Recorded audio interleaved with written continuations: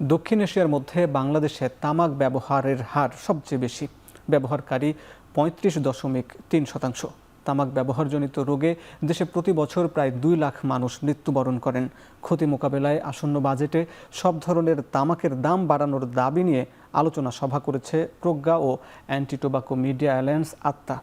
জাতীয় প্রেস ক্লাবের জহুর হোসেন চৌধুরী হলে আয়োজিত সভায় বক্তারা আসন্ন বাজেটে সব ধরনের তামাকের দাম বাড়ানোর দাবি তোলেন। তারা বলেন ২০২৪-২৫ অর্থবছরে তামাক খাত থেকে ৪০,০০০ কোটি টাকা রাজস্ব আয় হয়েছে। পক্ষান্তরে তামাক ব্যবহারজনিত কারণে মৃত্যু ও অন্যান্য স্বাস্থ্য ক্ষতি এবং পরিবেশের ক্ষতি হয়েছে ৮৭,০০০ কোটি টাকা।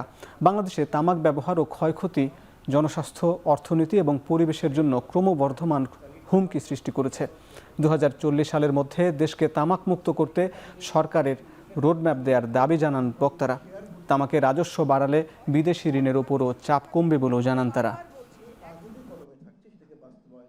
তামাকের যে ঝুঁকিটা আছে এটা যদি কমাতে চাই তাহলে প্রথম কাজ হলে অবশ্যই আমাদেরকে তামাকের উপর কৌশলী হারে কর বাড়াতে হবে। আমাদের বিভিন্ন আলোচনায় এবং বিভিন্ন যে বিশ্লেষণ আছে সেখানে দেখা গেছে যে তামাকের উপর যদি সঠিকভাবে কর আরোপ করা যায় তাহলে অবশ্যই বর্তমানে সরকার যে রাজস্ব পাচ্ছে তার চেয়ে অনেক বেশি রাজস্ব সরকার কিন্তু আয় করতে পারবে। একদিকে হলো এই তামাক পণ্যের চাহিদা কমানো এই করের মাধ্যমে বা দাম বাড়ানোর মাধ্যমে, এবং একই সঙ্গে সরকার যে বিভিন্ন প্রতিষ্ঠান থেকে বিদেশি প্রতিষ্ঠান থেকে কঠিন শর্তে ঋণ করছে, সারা দেশ আসলে ঋণের জালে জর্জরিত হচ্ছে। তো সেই ঋণের জাল থেকে বাংলাদেশকে মুক্তি দেওয়ার জন্যও কিন্তু আমরা এই যে তামাকের যে কর এবং তামাকের দাম বৃদ্ধি, তো সেটাকে আমরা কাজে লাগাতে পারি।